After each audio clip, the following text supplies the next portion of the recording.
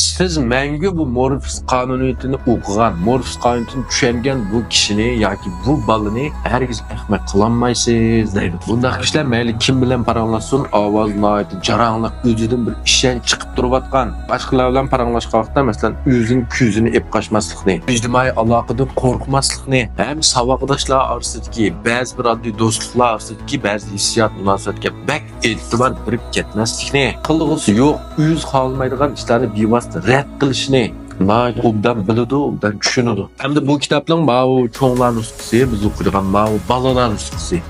Bo'lsa o'ttir maktabdan burun bu kitapni eplagan bo'lsangiz, balalarınız qancha burun o'qib, qancha burun tushunsa, o'zining mayli balalar o'tirsidagi, mayli saboqdoshlar o'tirsidagi munosabat o'ziga uchraydigan ishlarni nihoyat yaxshi hal qila oladi deydi. Hamda bu Morpheus qonuniyati, Morpheus ofisial cho'ng gap, hamda balalar nusxasidagi mushundaq karton altida nihoyat tushunishlik amaliy misollar bilan elingan. Hamda buni davlat seviyasida tövelleme o'qisam bo'ladi. Shular o'qib tushensanglarmi bo'ladi. Yoki boshlang'ich to'liqsizlikka balalar borlar, o'rta maktabdagi balalar borlar, epsi o'qisanglarmi bo'ladi. Hamda cho'nglar o'qimoqchi bo'lsanglar, mana Morpheus qonuniyatining cho'nglar bandasi buni nihoyat sifatli varaqlardan tortib buni toshtirib qo'shtash chiqqan ishkilsiz seri qarorlarni bor.